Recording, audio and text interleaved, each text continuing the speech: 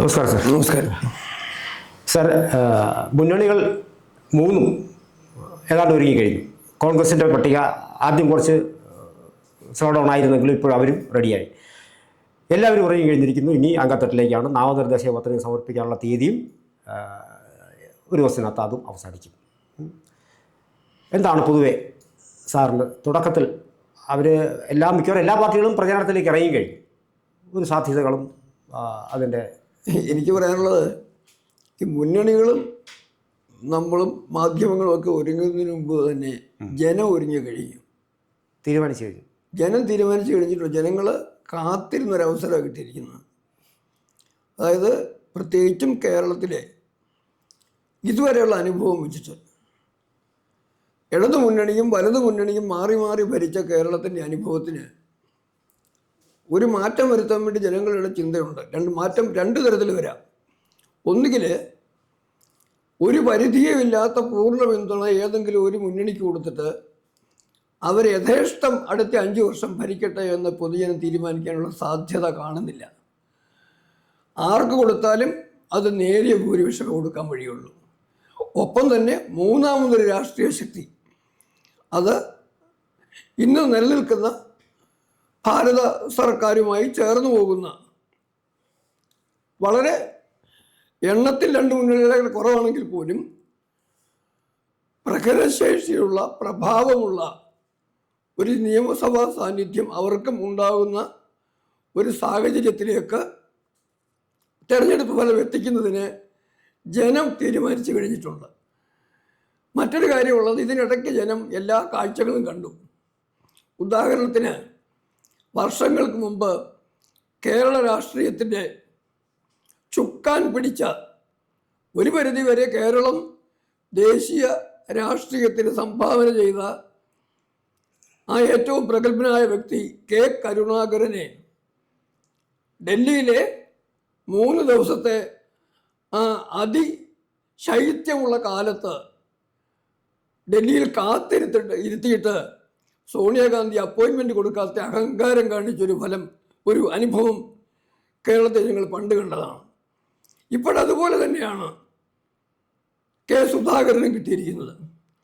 K സുധാകരനെ പോലെ കോൺഗ്രസിന് വേണ്ടി ജീവൻ ത്യജിച്ച് മുന്നണിയിൽ നിന്ന് പോരാടുന്നതിന് തയ്യാറായ ആ കരുത്തുറ്റ നേതാവിനെ ആ സോണിയയുടെ മകൻ രാഹുൽ അവഹേളിച്ച ചരിത്രം നേരിട്ട് കാണുന്നതിന് അപ്പോയിൻമെൻറ്റിനും കൊടുക്കാതെ അവഹേളിച്ച ചരിത്രം ആവർത്തിച്ചിരിക്കുകയാണ്. ഇവിടെ ഒരു വ്യത്യാസം വന്നു. കരുണാകരന് അതിൽ പ്രതിഷേധിച്ച് DIC ഒക്കെ ഉണ്ടാക്കി പുറത്തു പോയെങ്കിൽ, സുധാകരൻ എനിക്ക് തോന്നുന്നത് കൂടുതൽ കൗശലപൂർവ്വം, രാഷ്ട്രീയത്തിലെ രണതന്ത്രം ശരിക്കും പഠിച്ച ഒരാളിൻ്റെ കൗശലപൂർവ്വം ആ അവഹേളനത്തെ മറ്റൊരു തരത്തിൽ കൈകാര്യം ചെയ്യുന്നതിനുള്ള തീരുമാനമായിട്ടായിരിക്കണം വന്നിരിക്കുന്നതാണ് ഞാൻ കരുതുന്നത്. അതിനകത്ത് വേറൊരു രാഷ്ട്രീയ സാഹചര്യം കൂടെ ഉണ്ട്. കേരളത്തിൻ്റെ രാഷ്ട്രീയത്തിൽ, പ്രത്യേകിച്ചും വലതുപക്ഷ UDF രാഷ്ട്രീയത്തിനകത്ത് എന്നും കൃത്യമായും അവഗണിക്കപ്പെട്ടു പോയിട്ടുള്ള സമൂഹമുണ്ട്.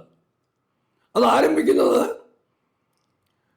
പട്ടംതാനങ്ങൾക്ക് ശേഷം R. ശങ്കർ മുഖ്യമന്ത്രിയായ അന്നോട്ടാണ്. ശങ്കരനെ താഴെ ഇറക്കാൻ വേണ്ടി PT ചാക്കോയുടെ പരിശ്രമം കാര്യമായിട്ടുണ്ടായി. അതിനുശേഷം വന്ന ഒരു ശങ്കരെ അരികുവൽക്കരിച്ചു. മാർജിനലൈസ് എന്ന് തന്നെ പറയാം, ശങ്കരെ പോലെ പ്രഗത്ഭനായ ഒരു മുഖ്യമന്ത്രിയെ. അതിനുശേഷം AK ആന്റണിയുടെ ഒപ്പം നിന്ന കേരളത്തിൽ കോൺഗ്രസ് പ്രസ്ഥാനത്തിൻ്റെ ആന്റണി വിഭാഗത്തെ മുന്നോട്ട് കൊണ്ടുവന്ന വയലാർ രവിയെ മൂലക്കിരുത്തി. വയലാറയ്ക്ക് അവസരം കൊടുത്തില്ല, വക്കം പുരുഷോത്തന് അവസരം കൊടുത്തില്ല. കേരളം എന്നും എടുത്തു കാണിക്കുന്ന, എനിക്ക് അഭിപ്രായ വ്യത്യാസമുണ്ട് എങ്കിൽ പോലും കേരളം അംഗീകരിച്ച VM സുധീരൻ, ഇവർക്കൊന്നും ഒരവസരം കൊടുത്തിട്ടില്ലാത്ത ആ കോൺഗ്രസ് രാഷ്ട്രീയത്തിൻ്റെ നിലപാടിൻ്റെ അവസാനത്തെ ഇരയാണ് കെ സുധാകരൻ എന്ന് പറയാതിരിക്കാൻ തരവില്ല. അതുകൊണ്ട് ആ സമൂഹവും സുധാകരനും ഒക്കെ എങ്ങനെയാണ് ഈ തെരഞ്ഞെടുപ്പിൽ പ്രതികരിക്കാൻ പോകുന്നതെന്നുള്ളത് കൃത്യമായും കണ്ടറിയേണ്ട വസ്തുതയാണ്. സുധാകരന് മാത്രമല്ല അടൂർ പ്രകാശിനും സീറ്റ് കൊടുത്തിട്ടില്ല.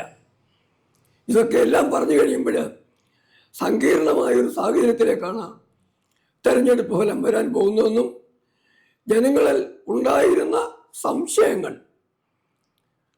അത് ഉറപ്പിക്കപ്പെട്ടെന്നും ആ സംശയങ്ങൾ ഉറച്ച ബോധ്യങ്ങളായി മാറിയിട്ടുണ്ടാവും. ആ ഉറച്ച ബോധ്യങ്ങൾ വോട്ടുകളായി മാറുമ്പം ഇടത് വർഗീയ മുന്നണിക്കും വലത് വർഗീയ മുന്നണിക്കും കൃത്യമായ വെല്ലുവിളികൾ തന്നെ നേരിടേണ്ടി വരും എന്നുള്ളതാണ് വസ്തുത. പിന്നെ തെരഞ്ഞെടുപ്പിന് സ്ഥാനാർത്ഥികൾ നിർണ്ണയിക്കുന്ന കാര്യത്തിലൊക്കെ ആർക്കും ഒരു മുന്നണിക്കും അത്ര എളുപ്പമുള്ള കാര്യമൊന്നും ആയിരുന്നില്ല. അതിനകത്ത് തർക്കങ്ങളൊക്കെ ഉണ്ടായിട്ടുണ്ട്. ആ തർക്കങ്ങളുടെയൊക്കെ ഇമ്പാക്റ്റ് എന്ന് പറയുന്നത് അവസാനത്തെ സ്ഥാനാർത്ഥിയെ നിശ്ചയിച്ച് കഴിയുമ്പം ഏതെങ്കിലുമൊക്കെ തരത്തിൽ അത് സെറ്റിലായി പോകുന്ന രീതിയാണ് കേരളം പണ്ടും കണ്ടിട്ടുള്ളത്. ഇപ്പോൾ സാറ് കോൺഗ്രസ് മുന്നണിയുടെ കാര്യമാണ് ഇപ്പോൾ പറഞ്ഞത്. എല്ലാ മുന്നണികളും ഒരുങ്ങിക്കഴിഞ്ഞു. ലേശം അവിടെ ഇവിടെയും ചില സീറ്റുകൾ മാത്രമാണ് ഇനി പ്രഖ്യാപിക്കാനുള്ളത്.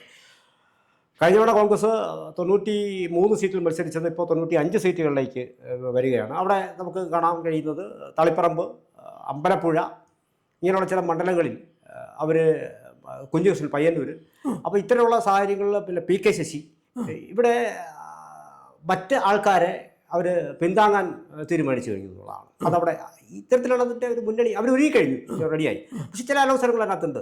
സമാനമായ സ്ഥിതിവിശേഷമാണ് പിന്നെ LDFിലും. കുറച്ചുകൂടി അത് ചില സീറ്റുകളിൽ ഇപ്പോൾ G. സുധാകരൻ ഉയർത്തിയ ഒരു വിഷയമുണ്ട്.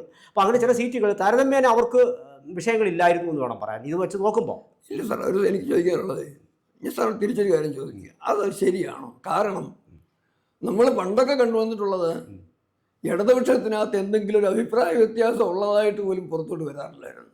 അവിടെ എല്ലാം ഭദ്രമായിരുന്നു ഒരു കാലഘട്ടത്തിൽ. പക്ഷേ ഈ തെരഞ്ഞെടുപ്പിൽ കണ്ടത് അതല്ല. ശരിയാണ്, BS അച്യുതാനന്ദൻ സീറ്റ് കൊടുക്കാതിരുന്നതും അച്യുതാനന്ദന് വേണ്ടി സമരങ്ങൾ സംഘടിപ്പിച്ചതും മലയാള മനോരമയുടെ സഹായത്തോടുകൂടി അച്യുതാനന്ദന് വീണ്ടും പുതിയ രവീന്ദ്രനെ ഉയർന്നു വന്നതും അതൊക്കെ നമുക്കറിയാം. എങ്കിലും പൊതുവെ പറയാമെങ്കിൽ ഇടത് വർഗീയ മുന്നണിക്കകത്ത് കാര്യമായ തർക്കങ്ങളൊന്നും ഉണ്ടാവാറില്ലായിരുന്നു. ആരെ വേണമെങ്കിലും ആകാശത്തുനിന്ന് പിടിച്ചിറക്കിയ ഒരാളിനെ സ്ഥാനാർത്ഥിയാക്കി നിർത്തായിരുന്നു. അവർക്ക് ഒരു സ്വതന്ത്രം എന്നൊക്കെ പേര് കൊടുത്താൽ മതിയായിരുന്നു. പക്ഷേ കോൺഗ്രസിൻ്റെ പക്ഷത്ത് അതല്ല, വലത് വർഗീയ മുന്നണിയിലെ വിഷയം അതല്ല. അവിടെ എന്ന് പറഞ്ഞു കഴിഞ്ഞാൽ അന്നും ഇന്ന് എന്നും സ്ഥാനാർത്ഥിത്വത്തിന് വേണ്ടി ഓരോ മണ്ഡലങ്ങളിലും അഭിപ്രായ വ്യത്യാസം ഉണ്ടായിരുന്നു. പക്ഷെ ആ അഭിപ്രായ വ്യത്യാസം പുറത്തും വരുമായിരുന്നു. നമ്മൾ മനസ്സിലാക്കേണ്ട ഇത്രയേ ഉള്ളൂ. ഒന്ന്, അടച്ചിട്ട മുറിയിലുള്ള അഭിപ്രായ വ്യത്യാസങ്ങളും അടിച്ചൊതുക്കലുകളും. മറ്റിടത്ത് അങ്ങനെയല്ല, പരസ്പരം ചെളിവാരി എറിയുകയും പരസ്പരം ആക്രമിക്കാൻ വരെ തയ്യാറാകുകയും ഒക്കെ ചെയ്യുന്ന അവസ്ഥ. അതുകൊണ്ട് രണ്ടും ഏതാണ്ട് ഒരേ ആദ്യമായി നമ്മൾ തിരഞ്ഞെടുപ്പ് പ്രഖ്യാപനം BJPയിലായാലും പിന്നെ സ്വാഭാവികമായിട്ടും എല്ലാം പാർലമെന്ററി മോഹം എന്ന് പറയുന്നത് ഇതിനകത്ത് തിരഞ്ഞെടുപ്പ് രംഗത്തേക്ക് ഇറങ്ങും, സ്വാഭാവികമായിട്ട് ഉണ്ടാകുന്ന അത് ഉള്ളതാണ്. അത് ഇല്ലെന്ന് പറയുന്നതാണ് തെറ്റ്. അതെ, ഇല്ലെന്ന് പറയുന്നതാണ് തെറ്റ്. അപ്പോൾ അത് ഞാനതാണ് പറഞ്ഞത്. ഇപ്പോൾ നമ്മളിപ്പോൾ കാണുന്ന ഈ കണ്ടംപററി ആ ഒരു സിനാരിയോയാണ് ഞാൻ ഈ പറയുന്നത്. അപ്പോൾ അതിനകത്ത് ഇപ്പോൾ നമ്മുടെ ചർച്ചയുടെ വിഷയം അത് തന്നെയാണ്. കാരണം വെച്ചാൽ 3 മുന്നണി ഒരുങ്ങി കഴിഞ്ഞു. അതിനകത്ത് തർക്കങ്ങളില്ല, എല്ലായിടത്തും തന്നെ ഉണ്ടായിരുന്നു, എല്ലായിടത്തും ഉണ്ടാകും, ഇല്ലാതിരിക്കാൻ സാധ്യമൊന്നുമല്ല. പക്ഷെ അത് കുറച്ചുകൂടി ഒരു കേഡർ സ്വഭാവം ഉള്ളത് കൊണ്ടായിരിക്കാം ഇത്. എങ്കിൽ പോലും CPMൽ നിന്ന് ഞാൻ തന്നെ പല വീഡിയോകളും പറഞ്ഞിട്ടത് പുറത്തു വന്നു. ഈ കല്ലിളകുന്നതിൻ്റെ സൂചനകൾ ഉറപ്പായും തന്നെ കൊണ്ടിരുന്നു. പക്ഷേ കോൺഗ്രസിൻ്റെ അവസ്ഥ വെച്ച് നോക്കുമ്പോൾ നമുക്ക് കല്ലിളകുന്നു എന്ന് പറയാൻ പറ്റില്ല. അവിടെ അങ്ങനെയാണ്, ഇവിടെ അങ്ങനെയല്ല. മത്സരിക്കുന്നത് ഇപ്പോൾ ശിവൻകുട്ടി പോലും മത്സരിക്കാനില്ല എന്ന് പറഞ്ഞ ആളാണ്. അത് തന്നെ ഒരു പാർട്ടി സംവിധാനത്തിൽ പറയേണ്ടുന്ന അഭിപ്രായം അല്ല.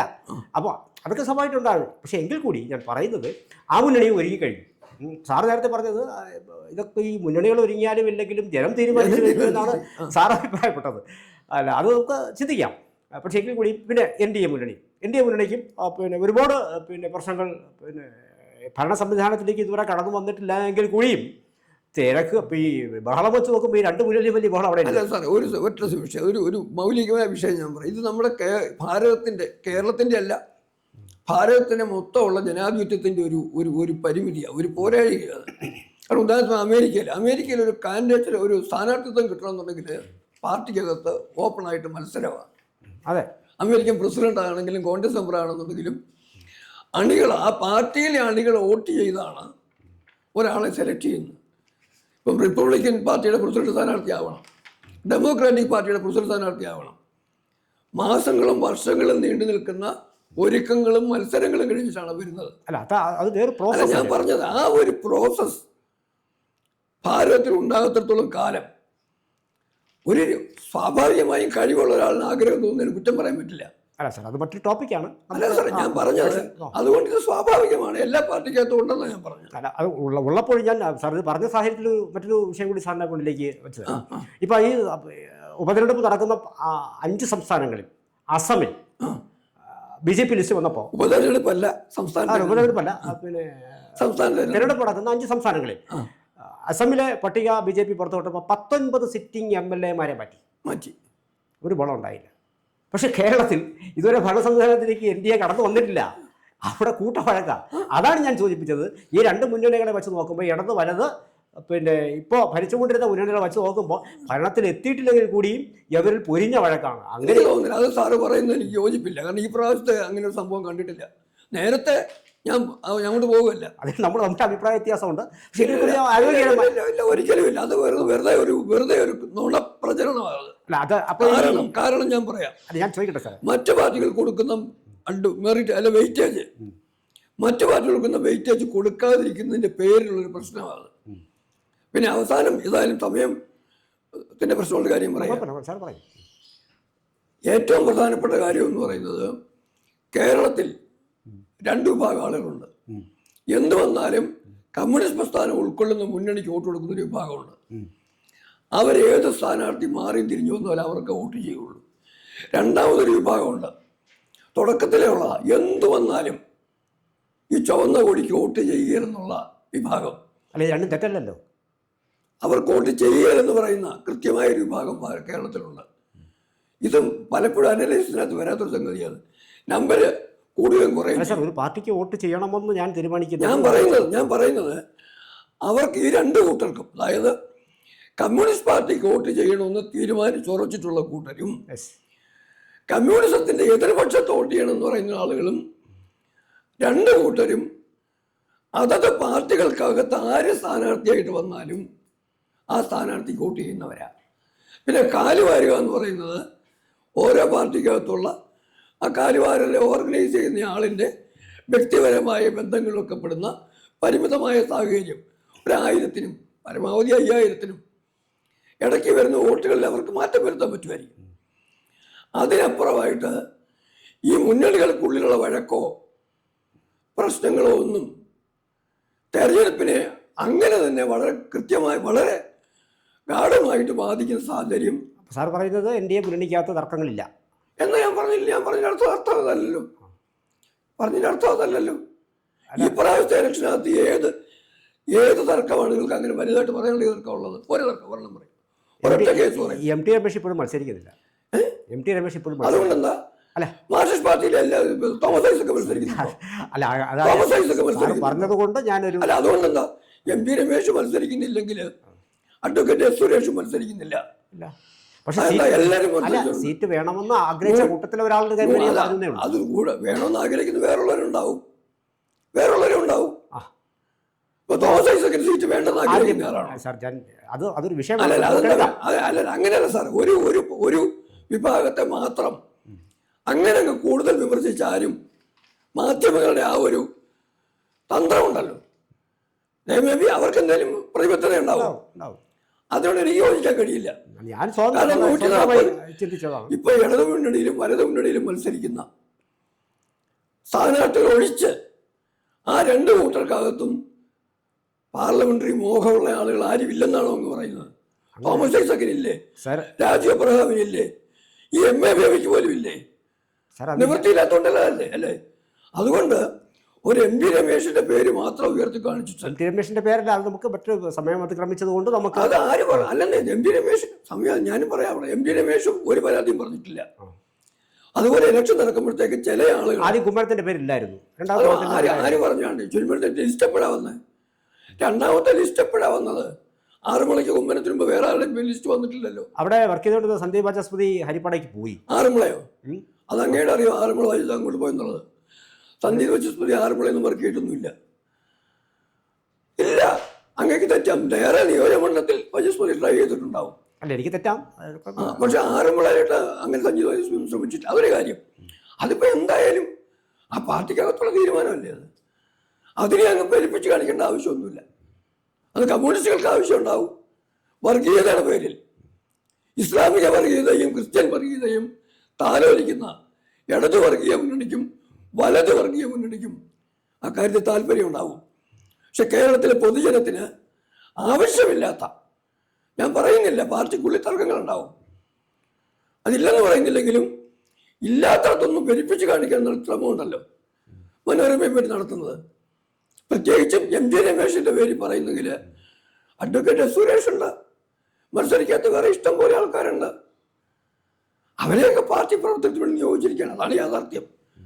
അതാണ് യാഥാർത്ഥ്യം. അതുകൊണ്ട് അതൊന്നും തെരഞ്ഞെടുപ്പിന് വിഷയമാവില്ല. എന്തായാലും വളരെ ഗൗരവത്തോടുകൂടി സാർ അത് മറുപടി പറഞ്ഞു. നമുക്ക് തൽക്കാലത്തേക്ക് നമുക്കൊരു പണിയായി ഇവിടെ ഇത് അവസാനിപ്പിക്കാം. വീഡിയോ നമുക്ക് വീണ്ടും.